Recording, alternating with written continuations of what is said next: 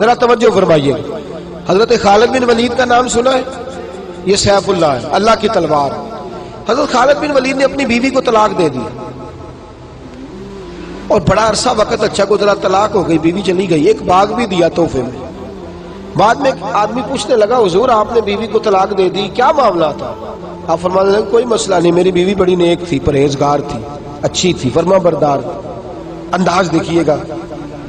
کہنے لگا جناب عجیب بات ہے، طلاق بھی دے دی اور اچھی بھی بڑی تھی، کس بات پہ طلاق دی؟ آپ فرمانے لگے وہ میرے ساتھ 27 سال رہی ہے. کتنے سال؟ اور میں انتظار کرتا رہا ہوں. میرے نبی پاک صلی اللہ علیہ وسلم نے فرمایا جس کو اللہ تکلیف نہیں دیتا اس سے اللہ ناراض ہوتا ہے. میں نے 27 سال انتظار کیا، اس کے تو کبھی سر میں درد نہیں ہوا تھا. تو آپ فرماتے ہیں میں نے اسے ایک باغ دے کے بھیج دیا اس کے میکے. میں نے کہا تیرے اوپر چونکہ آزمائش نہیں آتی تو کہیں ایسا نہ ہو اللہ تجھ سے ناراض ہے تو مجھ سے بھی ہو جائے. مانے لگے اس خیال میں نے اس کو بھیج دیا ہے کہ اس پہ تو تکلیف ہی کبھی نہیں آئی.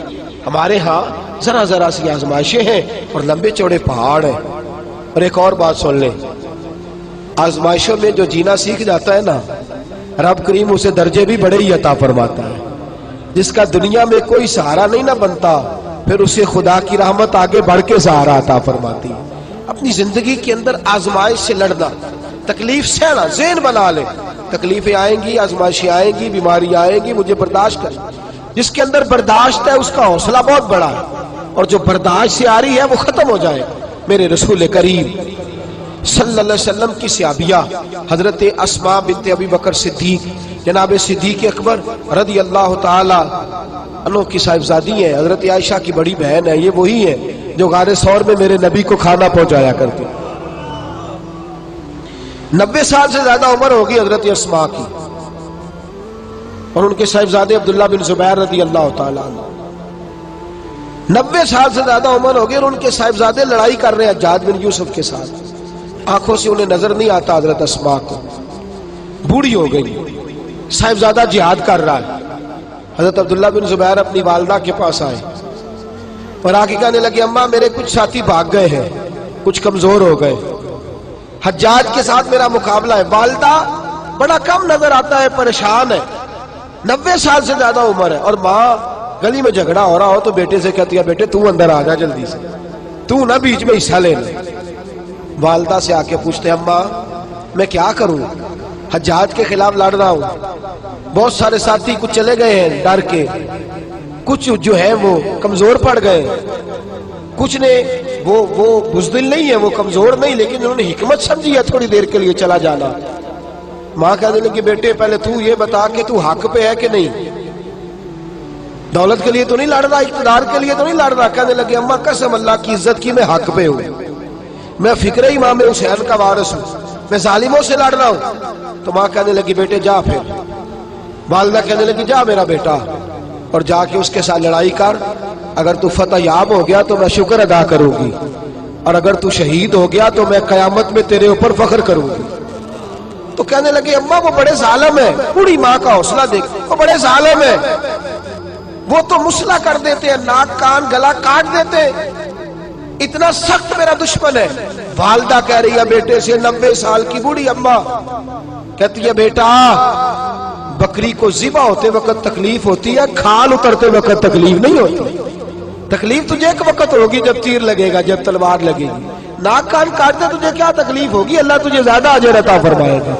جا مجھے بہادر کی ماں بننے کا شرف دے، بزدل کی ماں بننے کا شرف نہ دے. یہ دلیر ماں کا حوصلہ. یہ لفظ کہہ کے بیٹے کو بھیجا. حضرت عبداللہ بن زبیر لڑے، 14 دن تک آپ کی لاش لٹکی رہی، لیکن 14 دنوں تک آپ کے وجود سے خوشبو ہی آتی رہی.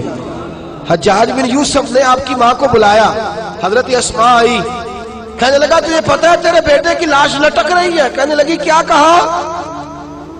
لٹک رہی ہے؟ ہاں تیرے بیٹے کی لاش لٹک. کیا کہتے ہو؟ تیرے بیٹے کی لاش لٹک رہی ہے. پھر بتا لو تیرے بیٹے کی لاش لٹک رہی ہے. تو آپ فرمانے لگی شکر ہے اللہ کا، میرے بیٹے کی لاش لٹک رہی ہے، کہیں جھکی ہوئی تو نہیں ہے نا، کسی ظالم کے آگے جھک تو نہیں نا گئی، کہیں اس نے گلا کٹایا ہے، کہیں جھکایا تو نہیں نا، شکر ہے اللہ تعالیٰ کا. کہنے لگے تو مجھ سے سفارش نہیں کرے گی کہ اس کی لاش کو ہٹا دوں؟ آپ فرمانے لگے جس رب نے اسے شہید ہونے کا حوصلہ دیا ہے وہ اسے قبر کی اعلیٰ جگہ بھی عطا فرمائے گا۔ حضرت عبداللہ بن زبیر جنت المعلیٰ میں آرام فرما رہے ہیں اور سرخیل ہے وہاں کے مسلمانوں کے عزیزوں، تکلیفوں کو آگے بڑھ کے وصول کرنا۔ ذرا ذرا سی بات پہ لوگ چیختے چلاتے ہیں، کفر بولتے ہیں، گھروں میں فوتگی ہو جائے تو کفر۔ حضرت جعفر طیار شہید ہوئے، حضرت علی کے سگے بھائی تو ان کے گھر کی عورتیں رونے لگی، حضور نے فرمایا جاؤ انہیں چپ کراؤ۔ صحابہ گئے، خاموش نہ ہوئی، پھر رونے لگی، فرمایا چپ کراؤ انہیں، پھر چیخنے لگی۔ تیسری بار حضور نے فرمایا نہیں چپ کرتی تو ان کے منہ میں خاک ڈال دو، انہیں پتہ نہیں جو بین کرے، سر پھاڑے اور اپنے چہرے پر اپنے ہاتھ مارے وہ تو میری امت میں شامل ہی نہیں ہے، تو میری امت میں شامل ہی نہیں۔ میرے عزیزوں، شریعت اسلامیہ حوصلے کی بات کرتی ہے، صبر کی بات کرتی ہے۔ گھروں کے اندر ذرا ذرا سی بات پہ بے صبری کرنا، ذرا دو چار جملے بھی ہم ہضم نہیں کر سکتے، ایک بے رخی بھی ہم ہضم نہیں کر سکتے، تھوڑی دیر کے لیے بھی کوئی آنے والی تکلیف ہم برداشت نہیں کرتے۔ بے صبری ہے، ہماری کم حوصلہ ہے اور تحمل مزاجی سے دور چلے گئے ہیں، اس لیے ہمارے غم بھی روز بروز بڑھتے چلے جا رہے ہیں۔ رب کائنات کی بارگاہ میں یہ التجا کیا کرے اللہ ہمیں حوصلے عطا فرمائے، اور ساتھ رب کریم ہمارے اوپر وہ والا فضل فرمائے اس طرح وہ اپنے نیک بندوں پر فضل فرماتا ہے، اور اللہ ہمیں حوصلے اور صبر کے ساتھ زندگی کے ایام گزارنے کی توفیق عطا فرمائے، ہمیشہ مدحت خیر الانام میں گزرے۔ دعا ہے یہ عمر درود و سلام میں گزرے۔ آخر دعوانا ان الحمدللہ۔